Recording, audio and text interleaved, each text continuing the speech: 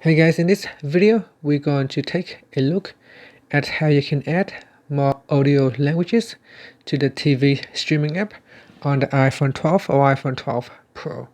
First, let's go back to your home screen by swiping up at the bottom of the screen. On your home screen, tap on Settings, and in Settings we're going to go down and tap on TV. Next, go down to the download options and tap on languages, and in here go to the audio languages and tap on add language, and you can type in the language in the search box, or you can go down the list here and select a language that you would like to use. Okay, so select a language and you can continue to add more languages if needed.